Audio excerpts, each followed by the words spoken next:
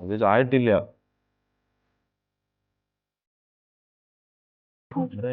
എത്ര നോക്കിയാൽ ഈ ഫോൺ പിടിച്ചിരിക്കാൻ എന്റെ കയ്യിൽ വെച്ചോ, ഇവിടെ ഇരിക്കുന്നുണ്ട്.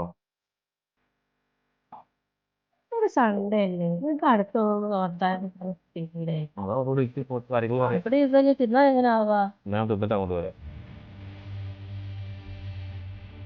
ഇന്നെന്താണ് കറി? കടുക്ക ഫ്രൈ.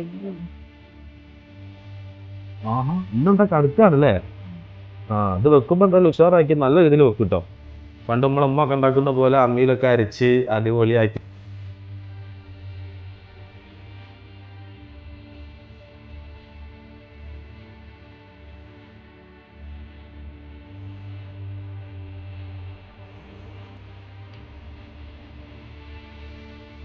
ഇതെന്താടി ഇത്?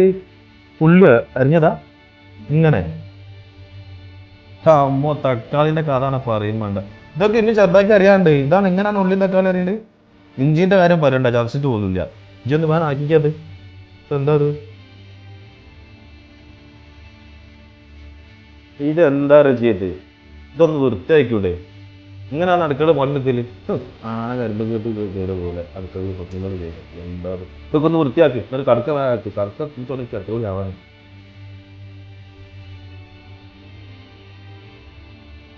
അല്ലടി ഇത് കടക്ക് കയറി കഴിഞ്ഞിട്ട് ഇവിടെ ഞാനത് തിന്നല്ല. എത്ര നേരമായി? എന്താല്ലേ കഥ, ഇപ്പത്തെ ഓരോ കഥകളിലേ. ഈ വേസ്റ്റുകളൊക്കെ നോക്കിയാ നമ്മൾ പൈസ കൊടുത്ത് വാങ്ങുക, നമ്മളെന്നെ കൊണ്ടുപോയി കൊടുക്കുക, പൈസ കൊണ്ട് കൊടുക്കുക.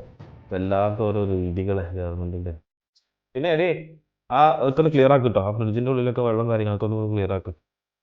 പിന്നെ അവിടുത്തെ വേസ്റ്റൊക്കെ നിർത്താവും. ഈ അത് അറിഞ്ഞു കഴിഞ്ഞെങ്കിലേ ചായ മതി കേട്ടോ. ചായ കുടിക്കാൻ നല്ല കട്ടൻ ചായ മതി, ഇളം കട്ടൻ.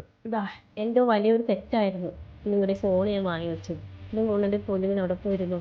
ഞാൻ കടുക്ക ഫ്രൈയും ചായയൊക്കെ വേണ്ട സംസാരിച്ചപ്പോൾ മതി. ഓ ഓ 5 മിനിറ്റ് അടുക്കള നിന്നുള്ളൂ. മാത്രം കുറ്റങ്ങളെ കണ്ടുപിടിക്കുന്നത്. ഫോൺ ഇത്ര ഉപകാരം ഇപ്പോഴാണ് അറിഞ്ഞത്. ഫോൺ നോക്കി ഫുഡ് കഴിച്ചാൽ എന്ത് പരിപാടി എടുത്താലും ഉപ്പില്ലാത്തതും മുളകില്ലാത്തതും അതില്ലാത്തതും ഒന്നും അറിയില്ല. ഫോണെങ്ങാനും മാറ്റി കഴിഞ്ഞാൽ വൃത്തിയില്ല, വെളുപ്പില്ല, രുചിയില്ല, ടേസ്റ്റ് ഇല്ല.